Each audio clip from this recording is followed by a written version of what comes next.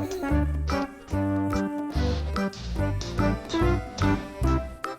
up mga kanichart? For today's video mga kanichart ay gagawa ulit tayo ng DIY na trap. Dito natin lalagay yung pamain natin sa trap. Tasan natin to gamit ang pako at martilyo mga kanichart. Mga kanichart, ipiprepare ko na ngayon yung pamain ko sa trap na ilalatag natin mamayang pagdilim. Ito, balat ng baboy tsaka isda. Yan mga kanichart, lalagyan natin sa dalawang lagayan ng pamain. Mga kanichart, maglalagay ulit kami ng trap ngayon. Dalawang trap yung ilalatag namin, yan saka ito.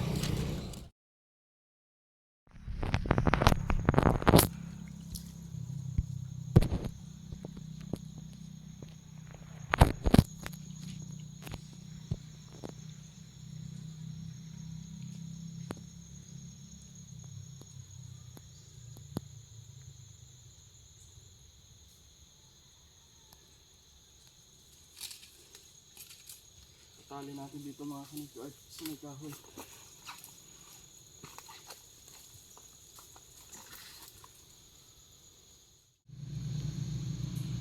Okay na. Mga idol, ilalagay na natin yung pangalawang trap. Day 3 natin to sa paglalagay ng umbrella trap.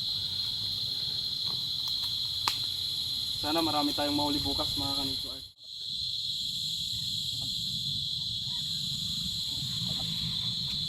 Yun mga kanichart, tapos na nating maihulog yung trap. Bukas na natin yun babalikan sa umaga.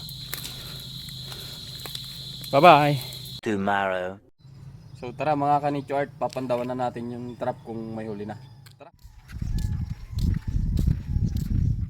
Mga kanichart, doon natin nilatag yung trap doon sa gitna na yun, bandang kanan. Papasok na kami sa bakawan mga kanichart, mga kanichart, papunta doon sa may trap. Diyan yung unang trap daming nilagay. Sana marami.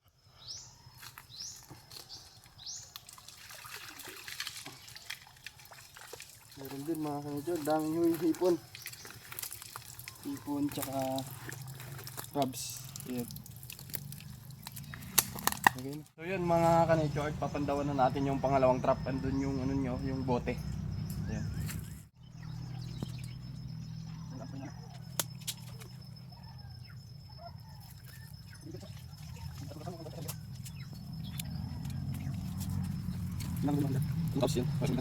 Yan yung mga huli namin ngayon mga kanichart, isang igat, tas ilang may mga hipon, tas crabs.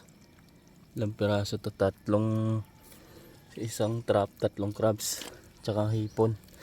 Dito naman puro hipon, tas marami na namang shell. Tapos crabs na 4 na piraso. Yan. Yun.